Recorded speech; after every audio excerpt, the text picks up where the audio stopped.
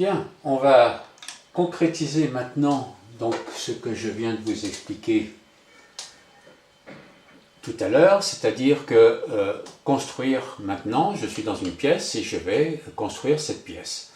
Alors je commence par ce qui est connu, donc au préalable lorsque je construisais un cube, je commençais par ce que je connaissais, c'est-à-dire la surface de face. Eh bien, si je veux dessiner ma pièce, eh bien, je vais faire la même chose, je vais commencer par ce que je connais, donc par la surface de face, donc le fond de ma pièce, parce que les côtés de cette pièce sont parallèles entre eux et parallèles à la verticale, et le sol, la ligne du sol et la ligne du plafond sont également parallèles entre elles et parallèles à la ligne d'horizon. Donc c'est ce que je peux connaître, c'est ce que je peux calculer, parce que les côtés et le plafond et le sol de ma pièce, je ne peux pas les construire si je n'ai pas quelque chose de précis et de constructible au départ avec des dimensions réelles et précises. Voilà. Donc je commence par ma surface qui se trouve dans le fond de ma pièce. Donc je vais faire la même chose que tout à l'heure. Je vais prendre simplement 3 cm de chaque côté. Je peux la dessiner directement donc à l'encre en fait. Donc je vais faire 3 et 3, 6. Voilà. Je vais faire 3 et 3, 6 pareil pour les côtés. Je ferme ma pièce. Voilà. Ça c'est ma surface donc du fond. Maintenant, ma position, bon, j'ai ma ligne d'horizon au milieu, je vais la laisser pour l'instant au milieu, mais par rapport à la grandeur de la pièce, puisque ça c'est la hauteur de ma pièce en fait, hein, eh bien, si ma pièce fait 4 mètres, moi je fais 1,70 m, eh bien, je prendrai ma ligne d'horizon un petit peu plus bas que le centre, parce que, évidemment, la position de mon regard, donc se situant en deçà du centre, correspond aussi à la ligne d'horizon projetée sur le fond de ma pièce, de ma surface de face, donc de ma pièce.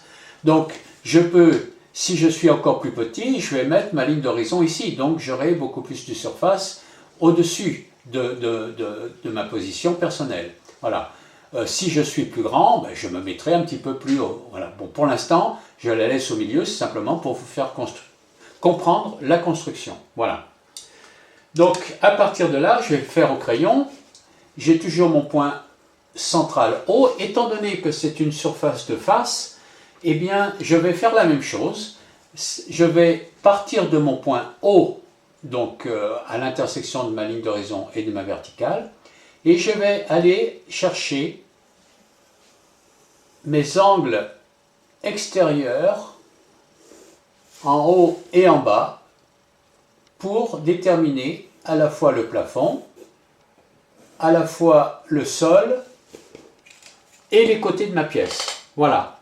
Alors là, pour l'instant, je peux fermer ma pièce si je le désire. Donc, peu importe la dimension, encore une fois, on verra comment construire très précisément la profondeur dans des dimensions réelles un peu plus tard.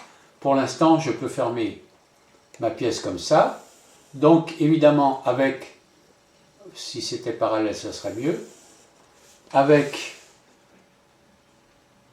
le haut de ma pièce, voilà. Donc, vous voyez, donc voilà.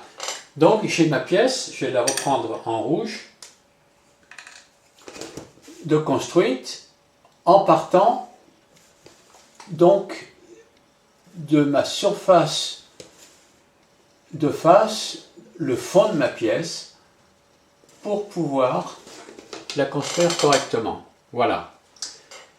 Je vais aller juste un tout petit peu plus loin. Admettons que j'ai par exemple des lattes de bois, un parquet sur le sol. Qu'est-ce que je vais faire? Je vais prendre donc par exemple 1 cm. Je peux prendre 0,5 cm si je veux. C'est moi qui décide toujours mes constructions. Et je vais de mon point haut aller à chaque intersection tracer mes lignes de fuite jusqu'à la terminaison de ma pièce, jusqu'au bas de ma pièce, et vous voyez que j'ai un effet intéressant de perspective. Voilà. Maintenant, si j'ai une porte, par exemple, eh bien, bon, je ne vais pas prendre des dimensions non plus, mais je sais que mes côtés de ma porte sont parallèles à ma perpendiculaire. Je vais la faire un peu plus haute, comme ça, donc voilà, elle fait un peu plus haute, voilà. Et je vais fermer le haut de ma pièce, donc en allant chercher mon point haut encore pour fermer le haut de ma pièce. Voilà. Si j'ai une épaisseur de mur, eh bien, par rapport à ma position, le mur, c'est une surface de face aussi. Voilà. Donc j'ai une surface de face pour mon mur. Et j'ai ici une surface de face aussi. Là, donc je ferme, j'ai ma surface de face complète. Et pour faire le haut de mon épaisseur de mur, je vais chercher l'intersection de mes deux lignes ici. Donc le point haut à droite de ma surface de face pour aller chercher après mon point haut pour avoir la fermeture et l'épaisseur également haut de mon mur. Voilà.